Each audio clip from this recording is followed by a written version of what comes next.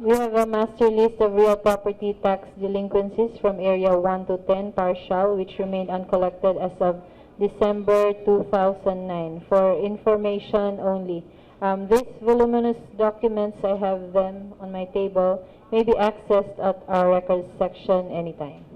No other matter on my table, Mr. Presiding Officer. Reaction to this one. Yes, Honorable Speras. Yeah, it's not enough that we are given information as to the master list of real property tax delinquents. It is more important to go deeper into why we have this tax delinquencies and what the office of the city assessor is doing to reduce, minimize, or eradicate the existence of tax delinquencies. Because I read 15 causes, perceived causes of delinquencies. Many of them are worth examining and reviewing, and really, because tax assessment, real property tax assessment, is a very important part of city government, and we have income coming. So much of our income comes from real property collection, real property tax collection. I would even want to know how much of the income is derived from real property tax collection. So we will know how these property tax delinquencies existing affect the total collection of the city. So I think we should pay more attention to this one rather than just take note of it. Yeah, I totally agree with Honorable Esperas in her observation, wherein it would be best time right now to study it kasi the last time the Sangguniang Panglunsod passed a tax condonation ordinance was back in 2015. So we can now review based on 2015, now it's 2020 already eh. Then how much taxes ini nga delinquent, di ba? Nga real property taxes.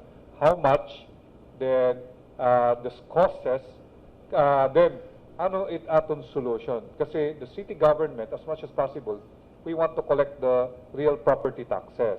Now, in fact, there are people coming already asking if the Sangguniang will pass the ordinance condoning the interest, no, the surcharges and penalties, kasi they're requesting nga kung nga naigo magukinan sunod-sunod nga ang bagyo, and they're part of that reason is that, but they're willing to pay the real property taxes only if at least manahang yung nga ma-waive la ang mga penalties, surcharges and all. So this is worth looking into, like how much itatong mga targets ba, targets of real property, how many percentage of that are uncollected. I think that is worth looking into. Yeah, Honorable Casal. In relation to this, can we invite the city assessor and the city treasurer to shed light regarding this matter? Para Yes. mabaro kita. Yeah, pwede, yes. I think that would be welcome, no? In other words, we want to help in terms of generating local revenue. Para I think the thing is nga diri kita maging IRA dependent. So one of the collections really are coming from the real property taxes. And we will see, no, from not just a list of delinquent, but how much then from the target amount then amoy need. Then we go to the process, like do we call representation from this uncollected real property taxes, no, kung yung mga nananag-iya, and what are the reasons, no? If it's reasonable that tungod nga kinukurya na pag-generate or di lang gusto na magbayad, pero kung pwede nahangyo nga ang charges unwaived, then how much can we collect if we do the tax condonation? I think that would be very helpful to us, considering that it's been 5 years already. The last time that we passed a tax condonation ordinance was back in 2015, February, no? The last time that we passed it was February 11 of 2015, which was we were able to pass a resolution on March 4 overriding the veto of the local chief executive at that time. So 5 years. So I think it's worth looking into the last 5 years, how much, if we do this, then can we still collect para we can run the, kasi there's a lot of projects line up eh. So makakabulig yapon ito if they pay the real property taxes, no? As we waive the interest penalties of the unpaid real property taxes. So we will see, no, from 2019 back to 5 until 2016, or we can look at the figures like high na year dito at nato pwede mabulingan the last 5 years and all. Huh? So worth looking into. Any further observations, Honorable Spera? In addition, Mr. Presiding Officer, I see here one of the causes for the accumulation of unpaid real property taxes is the fact that if there is a sale of a property, then the ownership is transferred to another. So that new owner does not submit to the city assessor his documents showing that he's now the owner. So in their indexing or the calendar or index cards, the new owner does not appear to be the new owner, still the old owner. And some things like this that need to be remedied, and a mechanism should be made regarding this to ensure that every time there is a transfer of property, the new owner should report or submit the documents so it can be changed to his name, something like Yes. this. Kaya nga, when you also look at this, there are some also under court cases pa, no? Like assessment are being contested by entities like PPA, Smart Globe, DOMSAT, Liti Park Hotel, Bureau of Air There's so Transportation, etc. So ito ba, add to pa korte manggod eh. Kaya nga, if we wanna do the revision, increasing the percentage and all, we should also look into this one. No? Kasi pag in-increase sila natin, ang nagbabayad, amo lang nagbabayad lagi hapon. Ang di rin nagbabayad, di lagi nagbabayad. No? So that defeats the very purpose. So we look into the whole, no? Like ano it costs and everything and how much we can collect, targeting and everything. So maybe it's worth reviewing. No? So And the status of the cases. and the status of the cases. So I think that would be worth looking into. It's been 5 years nga the last time that we passed an ordinance condoning the surcharges and penalties of unpaid real property taxes. Any more? Madam Flor? Yes, we have some other matters. First is from the Honorable Eden Pineda. Next, we have from Honorable Rachel Pineda. And we also have from Honorable Nikki Chua. Before we proceed, will we will make the manifestation to invite, or will we go into the committee hearing? Do we invite to the Sanggunian or to the committee level? I move to pass a resolution inviting the city assessor and the city treasurer. No. Sige. There is a motion now to invite. To delve into the inner reasons why we have unpaid tax collections. Okay. There's a motion to pass a resolution inviting the city treasurer, no? Assessor. And the city assessor, no, to shed light or give us To shed info light, yeah, okay. regarding the unpaid real property taxes. So the motion is seconded by all. Any discussion? Any objection, Vermina? The motion is approved. Honorable Pineda first. Honorable Pineda. Thank you, Mr. Chair. I am holding a letter coming from Honorable Eugenio Sabalya, Barangay Kagawad, Barangay 66, Paseo de Legazpi, Tacloban City. So this is withdrawal of complaint affidavit. Please let me read in toto. Greetings, the undersigned most respectfully prays a big favor to withdraw the complaint affidavit for irregularities in procurement of BDRRMC equipments and supplies filed on September 14, 2019, with deep appreciation for whatever favor your good office you can extend to this request.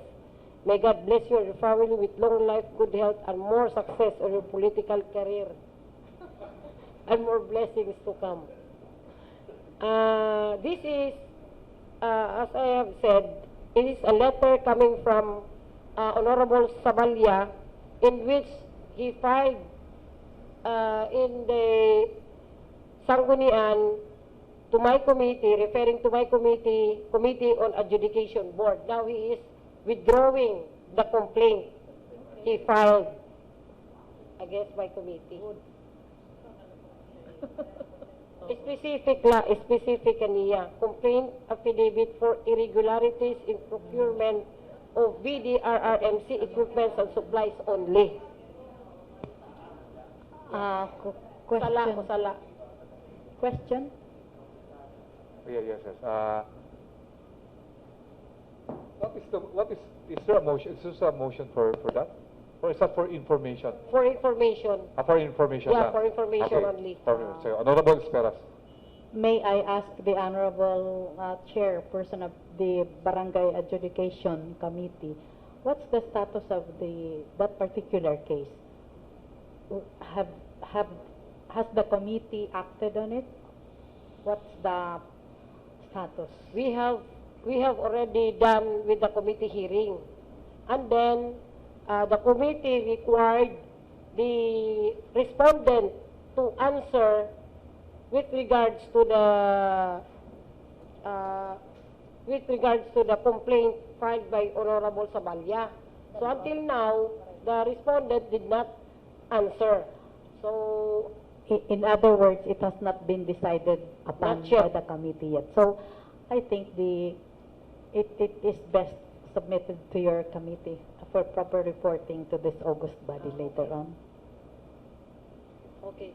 Okay. Noted. No? Followed by Honorable Rachel Pineda. Thank you, Mr. Chair. Good afternoon, everyone. It has come to my attention, especially online, that there has been problems with regards for the motorcycles here in the city. Kasi in some reports, they are saying that diri napasakay kung diri baliduha, or which I have personally experienced also. And there was one post by Tumeco also that they were able to apprehend an MCH driver nga nagsukothin 600 Tawag ka man ito kay 700. 700 ko no anay ang ginaaro, and then nagpatawad yan 600 from Robinsons, Maras to Terminal. Robinsons North, Yeah. to Abukay. So, with these reports, I think there is a need for us to look into it, or should it be the Committee on Transportation, and also I think the Tumeco also. I think we'll refer it to the Committee on Transportation, and hopefully during the committee hearing, we can also ask probably Tumeco. Yeah. But I think it would be best to create that na. Kasi nagreklamo nga, di napasay kung diri, especially paggabi na.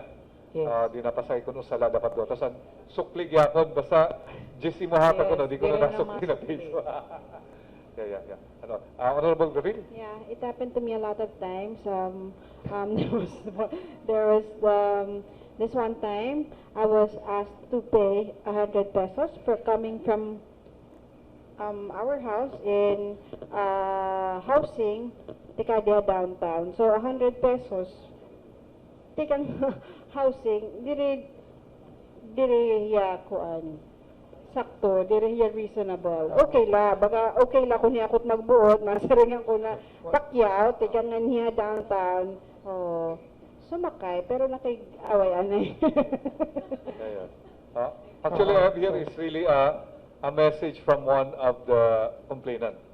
Says here that, good evening, Vice. No? I am a resident of Tacloban for 28 years, and every day I ride through our tricycles.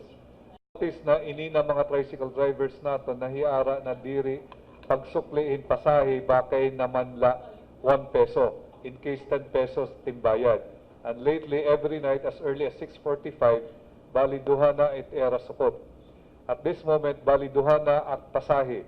So nabot na hin around 18 pesos, no? Waray pa aksukli in kun 2 pesos. Baka diri na ini maupay, my route was from Paterno to Zamora. I highly appreciate and respect everyone in our society. Pero it era gibubuhat diri na maupay haig kasi tao. It era in style. Waray nera coins, papahulaton ka kay mapa-change, diri mahatag sukli, bisan mahawas ka na. Kung diri ka pa mag-demand, diri ra mahatag. My respect to our tricycle drivers is high, seeing them working for their needs and their families, but proper action should be taken regarding this concern. No? So, thank you. No? So, I think this is part of that. No? But then, Yes. diri ka nga tanan, ha? Diri ni nga tanan. There's some Diri. really that destroys the image of the whole. Because there, I Exchange was drivers still operate. able to ride some cabs na nasukliliwat talaga. Yeah. Kahuna ko, susuktan lang ko itong baliduwa kay baga duruda ko man. Pero di rin ngayon nga tanan gihapon. So, I think I would pass a resolution referring the problem to the Committee on Transportation. So there's a motion to refer the complaints of our passengers, MCH, no, to the Committee on Transportation as headed by Honorable Leo Bangin. The motion is seconded by all. Any discussion and objection there being none? The motion is approved. Who's Honorable Casal? Who will? Honorable Nikki Chua. Thank you, Mr. Chair, Madam Floor Leader. This has reference to the letter of Mr. Petronilo Pete Ilagan, embodied in referral number 2020-14-217, referred to the Committee on Business, Trade and Industry and Consumer Protection, chaired by this representation, regarding the alleged privatization of LMWD. For this matter, it is the action of the committee to invite the resource persons to appear before this body next session so that every one of us could raise whatever query we may have. May I therefore request the Secretary to write a letter to Mr. Bobby Munoz, Chairman of the Board of Directors, and the head of the Prime Waters to appear before us next session to enlighten us and other consumers on this matter. May I modify the motion? Please, Or Honorable amend? Estela. Thank you. With the permission of Honorable Nikki Chua, will you please include also Mr. Pete Ilagan? Because to be fair, we should have the complainant or the one that has raised the issue and the ones to answer the issue. Okay. Sure. Including Mr. Ilagan. Oh, the complaint, what is the tenor of the complaint? It has to do with operations? He wanted to know if what are the benefits daw of privatizing the LMWD. So what is the role of Mr. Bobby Munoz? What is the role? He wanted What is his legal No, it's just personality? The board. Chairman of the board. Bobby Munoz, Yes. Chairman of the Board of Directors. Of LMWD? Yes. Prime Water? Yes. LMWD. So we invite Mr. Bobby Munoz instead of the manager. So he's the board, he's the chairman. No, Chairman of the Board of Prime Waters. Okay. Including the head. Yeah. Okay. Or their information relation. Pwede. Information manager gihapon. Is this not on the committee level, or are we That forming? is why we are now discussing it, whether the desire of Honorable Nikki Chua is to invite Yes. to the next session in here, so that all members now can ask. Yes, Oo. and the other consumers can hear because he is asking questions. No, kay as a consumer siya eh. So, Will it What? be best in the committee level or in the sanggunian? Can I have 1 minute recess, please?